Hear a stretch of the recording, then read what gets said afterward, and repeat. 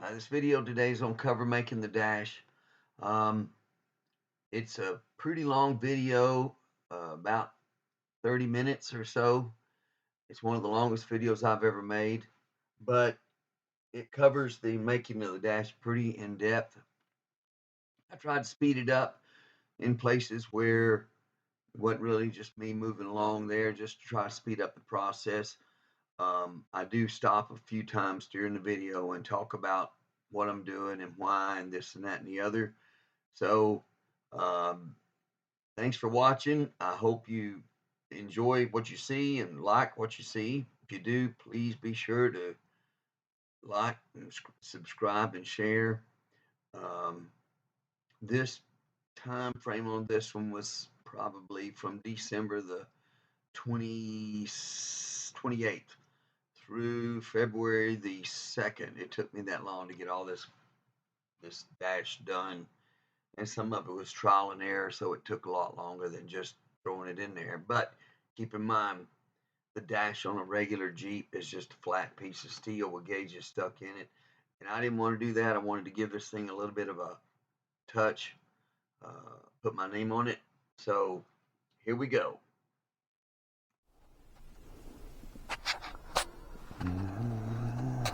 This is the passenger side of the dash, and I'm gonna make some beads on it, bend it in a couple places, and make it kind of an what's the word I'm looking for, a extended or a folded out, kind of a bowed out section on the passenger side, and then there'll be a switch panel at the bottom, and this is the driver's side where the gauges are going to be.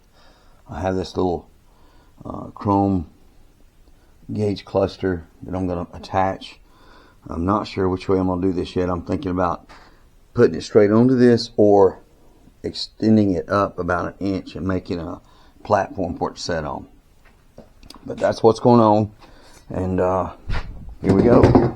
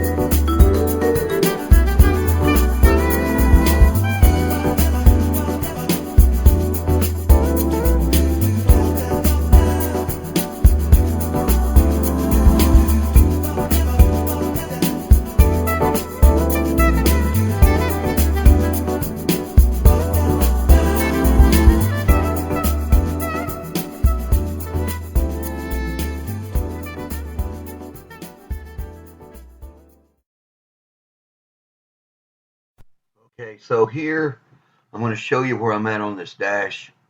Um, Originally, I did put this crown in that dash with the intentions of putting it on the top and the flat side towards the bottom, with the switches in the flat side to bottom. And you see that gold piece there that was also going to be riveted onto the outside of that. But when I put that up there, it didn't look good with the bowed out part on the top. It didn't look very good at all up there next to the windshield like that. So I turned it upside down, still want to put the copper piece on there, and I set that that crown looking part that you see there. I have two of those, and I will set that on top to look at it, and I have one to put on the other side where the gauge cluster is going to go as well. There was a lot of work in that dash to get it to beat it, and then to be able to roll it like that, and I didn't want to give up on it, so I turned it upside down as you see there in the picture, and I'm going to continue to keep trying to get this dash to make it look like something special. Because this is an open cockpit car, the dash is going to be a centerpiece as well as all the tin work. So that's what I'm doing now, and I will continue. Okay, so after a lot of manipulating, moving stuff around and trying stuff, this is kind of the layout that I came up with. I'm going to put the switch panel right there in the middle at the top, and I'm going to put this little crown. I got another piece to make a crown with, just like that one over here, and it'll be symmetrical. I'm going to close off the ends where you can't see all that, and then the other side, see how you can kind of get a vision of the symmetry of it. One crowned one here and a crowned one there, and going to come down 4 inches on each side here and there, and come across the bottom, and then the plate with the gauges will go right in there. Whew, that ought to be good. That'll be gooder than it was by a mile. Yep. Mm-hmm. Alrighty. Now, to fabricate.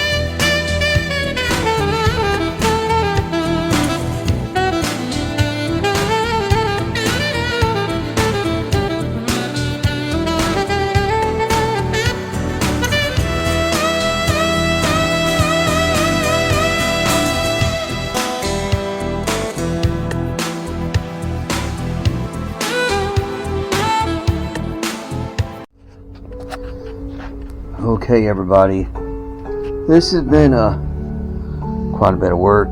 I just want to show you the finish. Finally got the dash done and tried to put a little bit of class and finesse into it. I used some of this copper faded copper colored aluminum, and I did quite a bit of bead work on all of this because this is like a centerpiece of the car. I got my gauge face in there. I have to order the gauges yet. A lot of work here, a lot of work, and I wasted a lot of time on it, I guess, but I think it's going to pay dividends just in the way it finishes. Well, I'm trying to get the steering wheel on. There it goes. Finished interior. Now I'm ready for sure to go wiring. There's the switch panel. I'll go around the other side here in just a minute. Shifter, blinker, everything.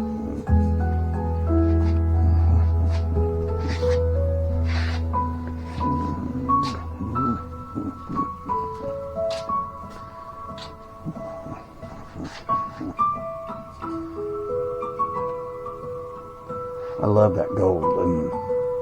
I actually saw this on Pinterest, and however you say it, and wondered if I could find some, and I was able to put my hands on some. It's not cheap. It is not cheap at all.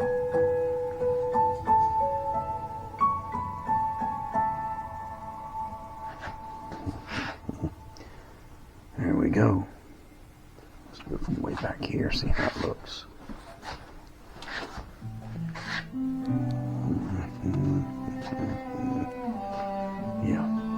Yep. Yes, yes. By the time you get this, well, right now it's February the 2nd, and I know I haven't put a video out in a while, but I'm going to stop now and do that because I wanted to get this done first. I want to get all the aluminum work finished and out of the way. There's still going to be more of it. This is the bulk of it. I think it turned out pretty good.